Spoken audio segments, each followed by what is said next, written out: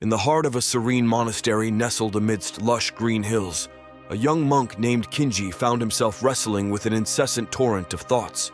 His mind was a tumultuous sea, waves of worries crashing against the shores of his consciousness. One quiet afternoon, Kinji approached his revered master, Elder Shun, with a heavy heart. "Master," he began, "I struggle to find peace. My mind is entangled in a web of thoughts, like a bird caught in a net." Elder Shun, a wise and gentle soul with eyes that seemed to hold the mysteries of the universe, motioned for Koji to sit beside him in the garden. They sat beneath the shade of a blossoming cherry tree, its delicate petals dancing in the breeze. "Tell me, Kinji," said Elder Shun, his voice a tranquil melody, "what troubles your mind?" Kinji hesitated, then poured out his troubles like a stream cascading down a mountainside.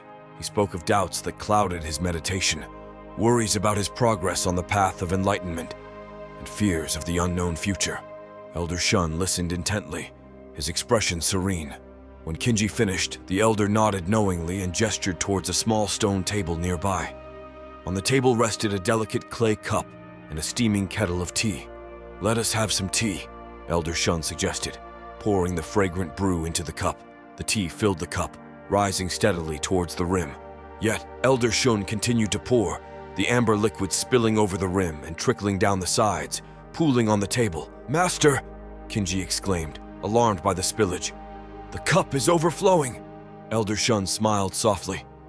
"Indeed, Koji. Just as this cup overflows with tea, so too does your mind overflow with thoughts. It is full to the brim, unable to contain more." Kinji frowned, puzzled by his master's analogy.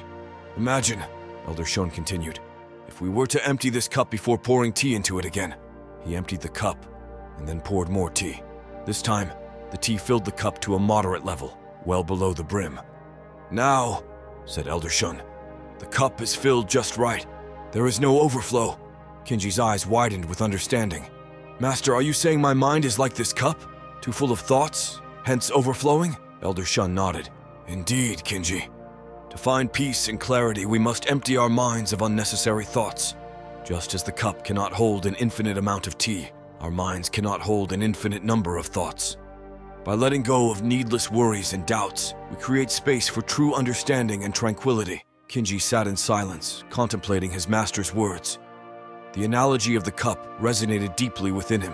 From that day onward, Kinji devoted himself to the practice of mindfulness. Whenever he found his mind swirling with thoughts like leaves caught in a whirlwind, he would visualize his mind as the cup, full, yet capable of being emptied. He learned to observe his thoughts without clinging to them, like clouds passing across the vast sky of his consciousness. With each breath, he let go of unnecessary worries and fears, allowing his mind to become as serene and expansive as the cloudless sky at dawn. Over time, Kinji practice bore fruit. His mind grew calmer, his meditations deeper. He embraced each moment with a newfound sense of clarity and presence, unburdened by the weight of overthinking. One evening, as the sun dipped below the horizon, Kinji found himself sitting beneath the cherry tree where he had once poured out his troubles to Elder Shun. The air was filled with the sweet scent of blossoms, and a gentle breeze whispered through the leaves. In that tranquil moment, Kinji realized that the key to overcoming overthinking lay not in suppressing thoughts, but in understanding their impermanence. Like the cup that could be emptied and refilled, his mind was a vessel capable of holding the essence of wisdom and peace. Elder Shun's lesson had become a guiding light on Kinji's journey towards enlightenment. With each passing day, he embraced the beauty of simplicity and the power of letting go, embodying the timeless wisdom of the overflowing cup. And so, in the heart of the monastery, amidst the whispers of cherry blossoms and the quietude of nature, Kinji continued his practice, a testament to the transformative power of mindfulness and the boundless potential of a mind unburdened by overthinking.